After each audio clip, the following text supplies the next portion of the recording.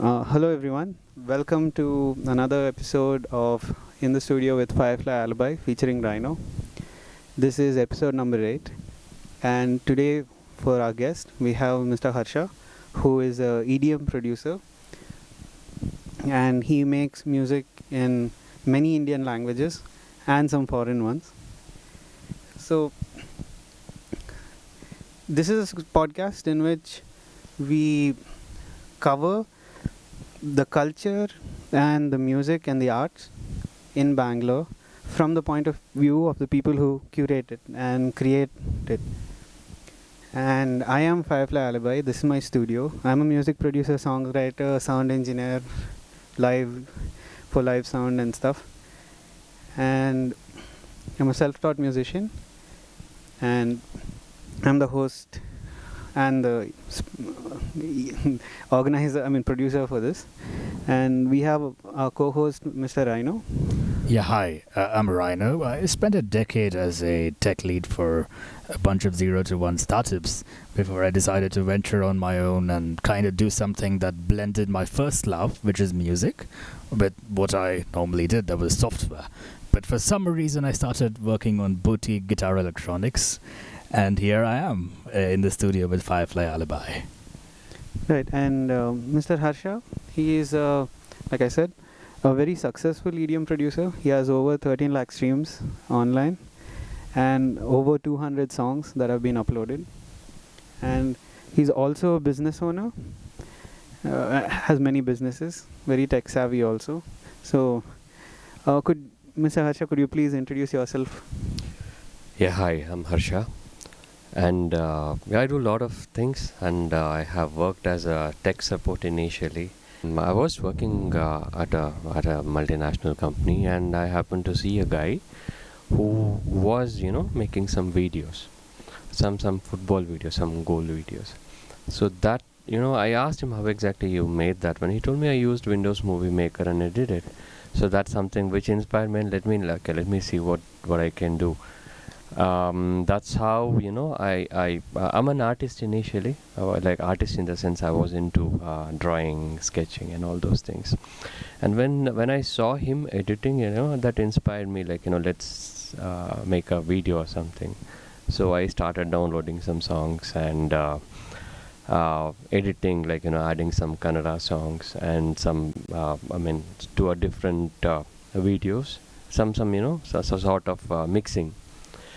And along the way, I thought, how exactly we make music. I wanted to, see my songs on YouTube Music. That's something which I had, on my mind. And I was thinking how exactly people do. I don't have instruments and all. So I was thinking a lot, and I decided, it works layer by layer. For example, if you have a kick, drums, it needs to go at certain level, and you can snare or hi-hat, you can just add it layer by layer. You can use music, you can create music. So this inspired me, and that was way back in 2000, maybe 7 or 10 or something. And after that, along with the time, I started learning music. 2010, I would say that's like FL Studio version 2. I'm not sure actually. I mean, it was just a drum machine. Yeah, I mean, I was using I was taking some sample, and I was adding bit by bit in Windows Movie Maker. Oh yeah. So you just add at certain second you add a drum, and that's how I started. And it was pathetic, but still I still remember how I came to know how exactly music works with that. It just works on layer by layer. Add one layer, and along with one more, and finally you get an output. I got an idea because of that. Yeah. And FL Studio, I guess it was in 2014 or 15 or something, I believe. I'm not sure. That time I happened to get, because one of my friend was using. I was wondering how do you do it, and he gave me so many options. He showed so many options, and I practiced, I explored a bit more, googled it, learned more, YouTube. Yeah, that's how I started. So I have a question on that, right? So you said that you learned about editing by looking at music in terms of layers. When it came to making music, Mm-hmm. you started seeing it in terms of layers Mhm. of instruments that you Right. can edit and work on. Right. But is that how you listen to music as well in your head? Yeah. Like, are you like when you listen to music, do you instinctively focus on the tabla separately from the vocalist and go back and forth? Was this something you always had, or did it start when you started learning to edit? So that started when I started to edit. Till then I didn't have any idea how exactly music works. But when I was focusing, on each instruments, and for that, I wanted to know more about it. So I got a monitor headphones, and I was like trying to understand how it works. That's how it started. And later, I tried to. And after that, Mhm. like, does it change the way you listen to music? Like, when you listen to somebody else's music, Yeah. now you know editing. Right. And then before that, you were just a fan of music. Right. I want you to like compare those two versions of you, like the Harsha who was a fan of music and the Harsha who was an editor of music. Initially, I mean, I didn't think in these lines. That was just an entertainment for me at those times.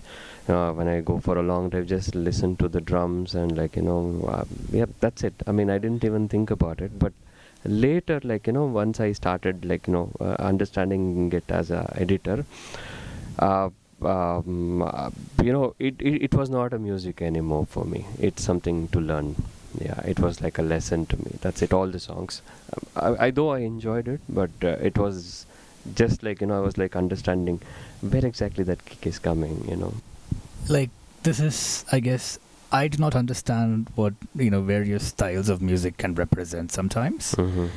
So, could you like walk us through what kind of music you make? Like, how do you explain it to somebody? I make whenever I want to make a music or a song, I practice a lot. Like in the sense, I try to practice a tune. Okay, and I record in my phone or whatever the instrument I have. I used to record in my desktop or a laptop initially.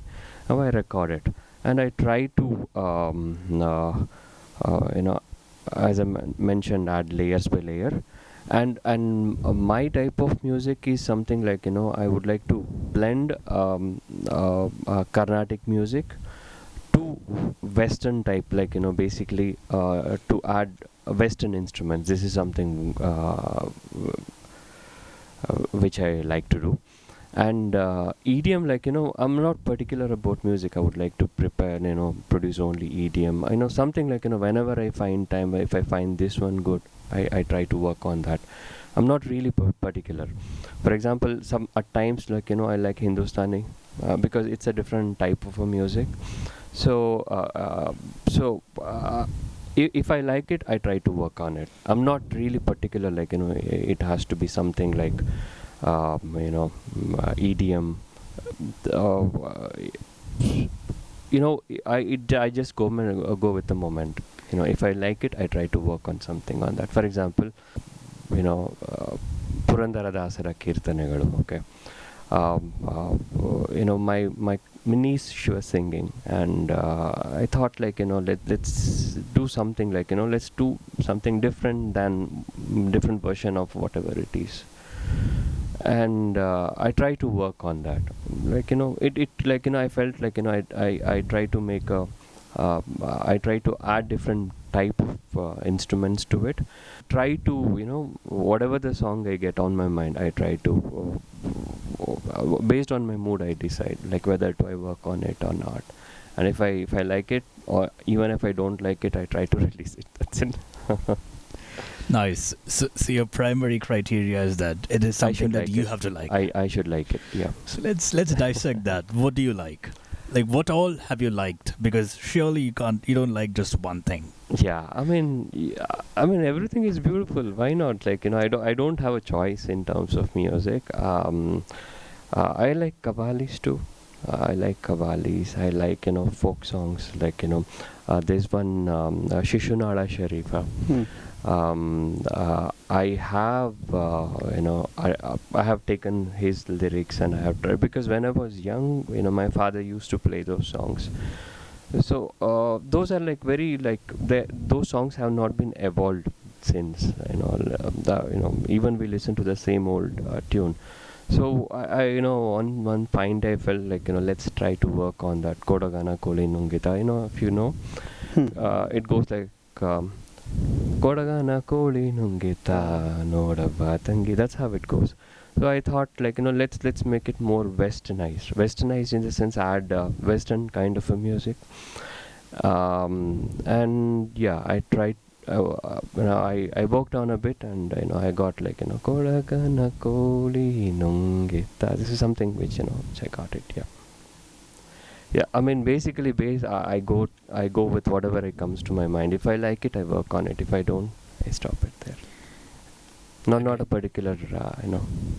And one of the other things we were talking about, before we started recording, Mhm. was that you work with several other people Right. to make your music workflow a thing. Yep. So can you walk me through what that process looks like? Like when you have to work with somebody else, like Mhm. you have your idea of what you want, Right. and then there are people who have their idea of what is required. Right. And there is an element of you're dancing with them basically Correct, to correct, come yeah. up to some level of compromise. Right. And then there is the complexity of coordinating as well. you know. Right. These are all things that fascinate me. So would you like to talk about that? Yeah, I mean, Firefly, we had a discussion on that Yeah. initially. See, that difference comes always in between. But as a music producer, I would go with whatever comes to my mind. I want the music to be played like this, then it should be played like that. I will, that confrontation I try to avoid, and I will say, boss, let's do this one first. Later, you whatever you want, you will see that one. But first, you need to work. Whatever I say, we work on this. So I'm pretty much firm on that. And whatever I want to get it first. Later, I'm gonna think about his opinion and his ideas. I think it essentially comes down to the concept of creative control, Right, and usually creative control is the producer's job. right, As in, like, even if you look at like professional contracts, the music producer, or at least in the Indian movie industry, the music director, Hmm. he holds the creative control and he takes suggestions. So it's not, we'll say, as much a dance as much as a, like, people who work in the field generally know that he's the music producer, he has the vision, he knows what the output is supposed to sound like, Mm. he knows what the process is, he knows how the instrument should go. Am I right? Yeah. Yeah. I mean, they give some suggestions, let's make it something. Huh. This I'm gonna add this type. I'll say I'll finally, finally I will decide. I mean, basically I'll not, whatever I have given, that's gonna be the output. No matter what, I will not change it. Hmm. First, initially, I want everybody to work on that. Later, if I don't like it, I'll consider other suggestion, or else I'll not. Clear cut. on Yeah. that. Yeah. That's very interesting. So, I mean, in this case, you have a clear-cut rule, right? Your Yeah. word is law. Yes. Yes. But how do you handle that, like, in the actual implementation of it? Like, because people will have their own opinions, Yep. and they will be very insistent. You Yep. can't be completely rude to them either. Like, you have to manage people. What are like some strategies that you've come up with And that we can learn from? I never felt that issue because I will say, boss, you need to do this. This is what I'm calling you for. Yeah, definitely you can give your suggestion, but I would like to go with whatever I want on my mind. So this is something which I want, and please play that. So that's how it works. I'm pretty much firm on my approach, or whatever I want. I'll ask him to play a bit, and yeah, I'll go with whatever I want. They'll give a lot of suggestion even after completing also, but I mean, So being firm is your strategy. right. And I prior to this, I have shot some, I have shot some short films too. Yeah, many come up with their own ideas. I'll leave it to them. If they want to do, let them do it on their short films or like their music. So I'll just go with my ideas. That's it. Clear on that. I like that very much. One of the things I wanted to touch upon is not like Rhino covered the creative aspects of working in a team. So I wanted to cover more of the, we'll say, business or networking aspects. Like, so suppose I'm like a new entrant into the Kannada music industry or Bangalore music. I don't know anybody. So what would be like your suggestion? Like, what should I do? Like, to me, it looks like you have successfully created a network of artists and other producers and engineers, and like, if you have a vision, you know how to like essentially execute it. So the only thing now is from where I mean, if I'm a new person, for me it'll be like, I don't know anybody, I don't have any money, I don't know what to do. So how should I get started to create the network such that I will have something like yours? Extensively, initially I used Facebook. Okay. And I checked with all of my friends. Few friends of mine are like pretty successful. For example, they are like some movie directors, some are movie directors. Then they are my friends. So because of them, I got a little bit of push in the industry. That's one thing. And I mean, if you are into music, why not like, telling like, I'm into music. But majority of the musicians I have seen that like, they don't want to reveal it, or like, they say, but they'll not be 100% sure about it. They'll be working on one or the other thing, and it'll be like an alternative. Music will be an alternative for them. Like what I have done is like, I have checked with all of my friends. I have told all of my friends, like, even when I'm at a shop, I try to like introduce to them as a music producer. So it's not it will not happen in one day. It will take certain amount of time. You just keep on pushing yourself. I have written mails, for the Big Boss song also. Like recently, I have maybe I have written around hundreds of mails to them. To the organizer, I mean to the producers. Right. Okay. Because I had a music which I wanted to play there, so I have sent enough. And like for the for FM also, like I have sent like most of the FM, not in India, across the globe, I have sent my music to them. And yeah, you just keep on trying, and whatever the source you find, you just like spreading about you. That's something which I have done, which I have worked for me. So I think, just to summarize what you have said, essentially, first thing is I have to be on my side. Right. And promote, I mean, essentially have first faith that I have made something that is good and that I want to get out there. Then I have to, again, be on my side in the terms of pushing it. Like I have to go out of my comfort zone. Correct. And tell everybody and anybody that I feel will value my music, or I feel that I can contribute value. I have to let them know that this is available. Yeah.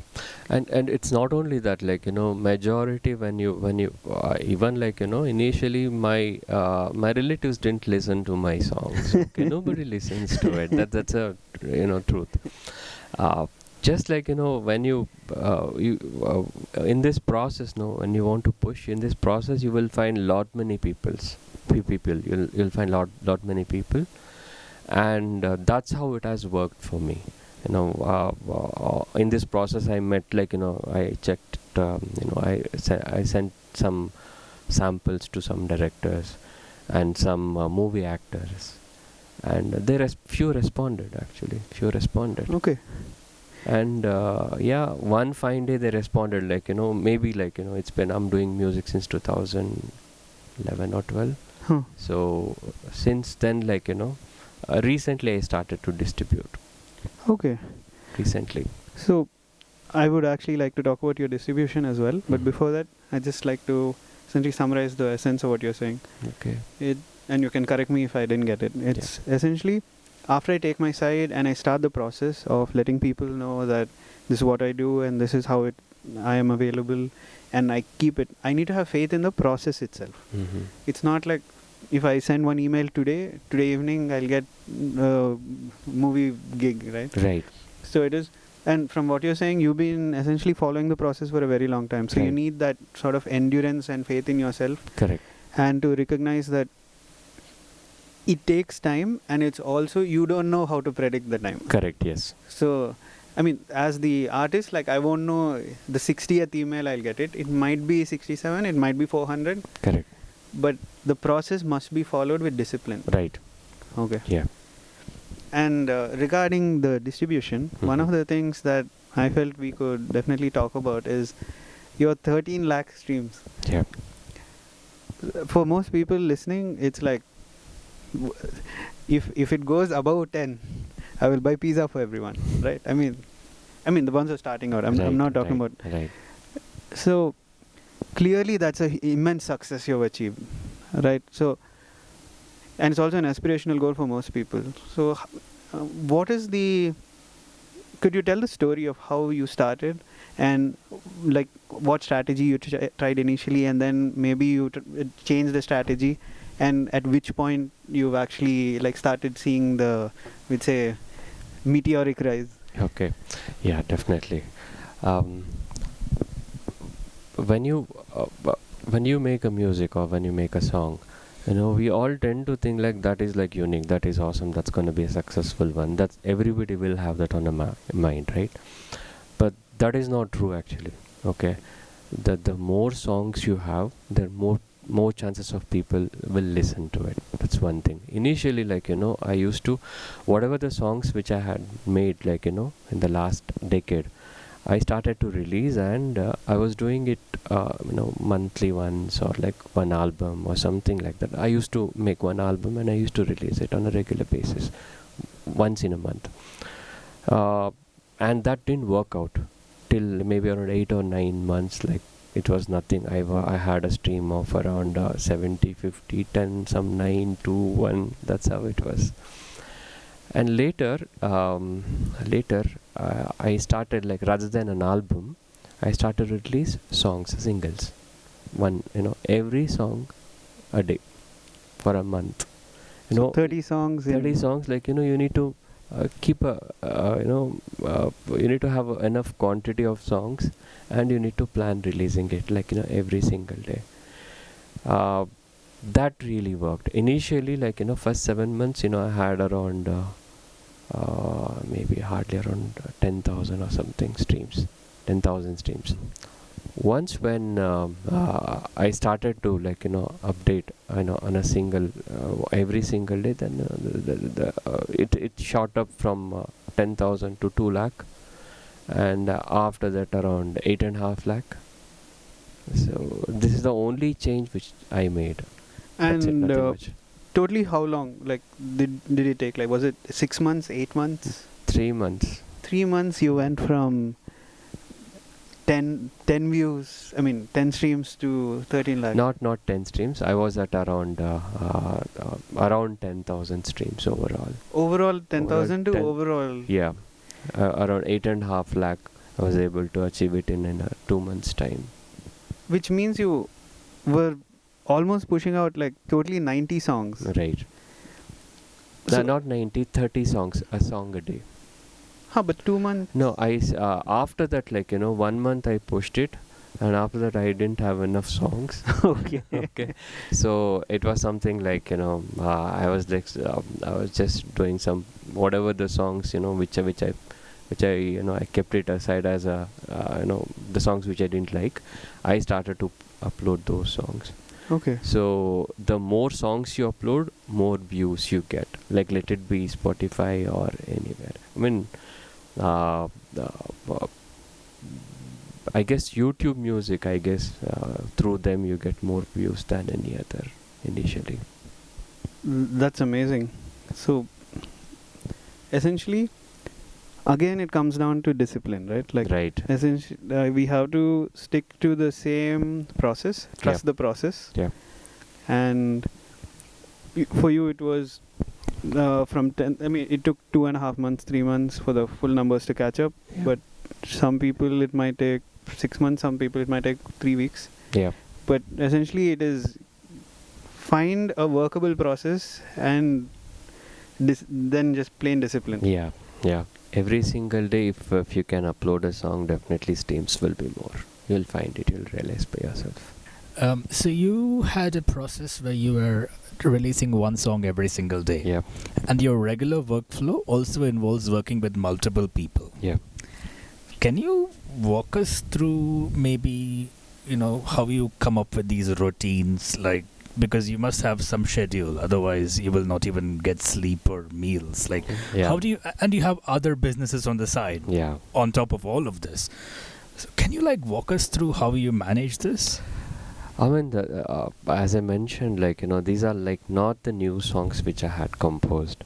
So I had some songs which I didn't like it. So I just had all those songs. It was stacked up, and because I'm doing music since almost like a decade.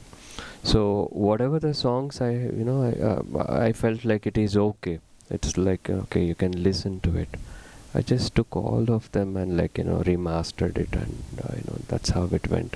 And process is making a song is it's for one song also it is it's a normal thing in the sense it takes the same hard work. Okay.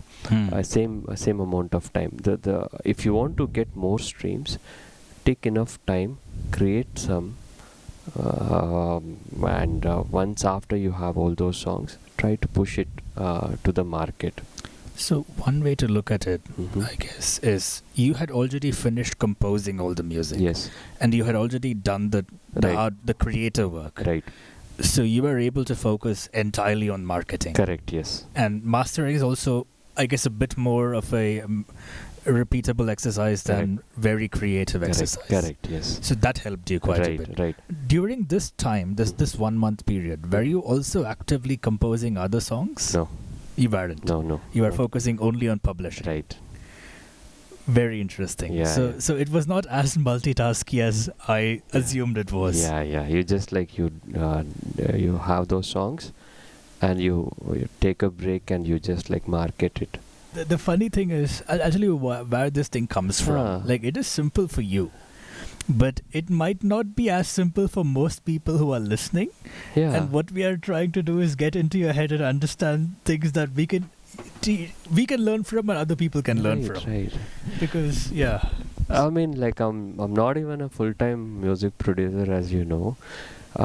See, it's been almost March, I believe. March, April, May, June, July, August. I have not released. Maybe yesterday I have released one song. Okay. I have not released in last 5-6 months because I was just focusing on these things. I had enough of it, honestly, because it is very tiring.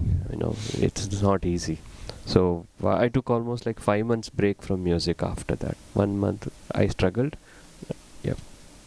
So it did wear you down quite a bit. Yeah. Now, process. I know in the month of March or April, I believe, I was at 12 lakh views, and after that it is around 1 lakh streams. 1 lakh streams might have increased. That's it, because I just didn't. Because so essentially once you stop the process, Yeah. you also notice a decline. So Decline. from what I understand, in order to keep the growth, Mhm. the momentum is a vital thing. Right. Once you start, You should not stop. you should not stop. So even if the release schedule is say once a week for some people, they Mhm. made 50 songs Mhm. once a week for a whole year, Mhm. they shouldn't take a break. They shouldn't. This month I'm going to Thailand. So essentially, you have to keep it up. And from what I've understood, it also works well for them in the same year Yeah. if they make another 50 songs, so that once this batch is finished, the next year goes Yes. on. Yes. So this is essentially, you're kind of stepping onto a train and you never get off. Right. Okay. And one more thing, what I have realized with most of the artists are, they make a song, a beautiful song, and they feel that's the end of it, right? That's the end of it. That's not the end. That's not even a beginning. You need to work more, give more time, and make enough songs. You don't bother about people are gonna listen to that. So love the songs, or it's gonna be a viral. Don't bother. If you like it, release it. Simple. Even if you don't like it, release it. Few people will listen to it. No matter what. And one of the changes which I made was I made a song about Sudeep and Darshan actors. Those are like, those songs give me good numbers. Because people want to hear songs like that. Right. Okay. Revenue generation wasn't that great because like most of the listeners are from India. But I was able to get streams actually. I was able to get that push. Prior to that, I made some songs like, all type of songs, folk songs, EDM, nothing worked out. But when I start, these are the two things which I did. One is I made a song about actors, and secondary thing is like, every day I was posting songs. These are the two changes which gave me enough streams. Yeah. So there is an element of tapping into the existing culture there, right? Right. Because you had also said that you're into Carnatic music and you incorporate that in some of your works. Yeah. And we are in, pun intended, Karnataka. Which is, I mean, well, it has to work here because we are kind of in the homeland. Yeah. So one of the things that you have done is you're not looking at your music as I'm separated from my audience. Right. You're very much a part of the audience. Right. That you're writing the music for. Correct. Yes. That's very interesting. I mean, I was fed up actually. Like, this, like, 5 streams, 10 streams. Like, you work hard for so long and you work with so many artists. And like, most of the artists, they will not, work with me for the second time because of the, confrontation or like, maybe of my bossy nature, maybe that could be the thing. Once after working, like, you need to understand what kind of music people want. Just try to understand, like, my next project is about CJP. Okay, CJP, about education minister. So maybe like, I'm not trying to give a good music. I'm trying to make music which people might like. Okay, if I that's why, like, I'm in all genres. If I'm into one genre, like, if I have only guitar, I'm gonna play only guitar. If I have a, if I have bunch of other people who can play, I'll have music. So I will have to correct my understanding of you because he told me you were an EDM producer. No, you're a music producer, right, for people. Correct. Yes. And that's a much better way of looking at it. Correct. Yes. And you do have the audience in mind every time you write. Right. So in that case, how do you say that even your family doesn't listen to your music? They don't listen actually. Honestly, they don't. My father will say, like, I have made some songs on him. He will say, yeah, it's good. Maybe he might have. How many plays did he contribute? Yeah, right. And even my sister, even I made a song about my sister. It's like, I love it. But hardly, I don't know whether she knows the lyrics or not. Yeah, So my that's the family same. doesn't listen to my music either. If they're watching, please, like, if you're our family, listen to our music. If you're his family, listen to his music. If you're any of our family, listen to each other's music. I'd say, like, I'm a little more fortunate because the minute I finish a song, my grandmother is the first listener. She comes and she's like, let's hear this. That's so lovely. And one more thing, like, most of my songs will be like, most of my friends update in their status of WhatsApp or like Insta or Facebook. Most of my friends will do that. Oh, that's great. Okay, so So you have a supportive network. I have told them, I have informed them, please, or else, it'll be different. I have warned them basically, so they'll do it. And most of the artists whom I have worked with them, they will also upload in their status and Insta and all. So that also adds. So if I have to like continue on what a new artist should do, Mm-hmm. apart from promoting yourself and telling people, Mm-hmm. you should ask for help, and you should not be scared to ask for help. Like if like you shouldn't be like, oh no, my friend will hate me. Be like, please help me. He's saying the opposite. He's saying, help me or else. Don't be scared to ask for help. Make them scared to not help you. I mean, but I'd say like I'm talking about like the diffident, like the new guy, right? Like I he's know, he's I little know. scared. Yeah. So discipline, routine, Yeah. schedule, and s- essentially talking about yourself and then asking for help. Yeah. All this together is, we'll say, the fundamentals of what will like essentially help an artist succeed Hmm. in the way that you have succeeded. Yeah, and like I still ask, like, that's how we met, right? I don't mind, like, informing, subscribe, dude. This is something, which is interesting for you. You might like some songs, and most of the people who come to my outlet, they all have subscribed actually, on other platforms. So So now you're at 50 million subscribers. no, no, no, no. Yeah. The last thing that I'd like to essentially talk about is, you mentioned in passing that what you do is you take religious songs and you add a modern twist. Right. So can you like describe what you do and what is the audience it is for and the purpose?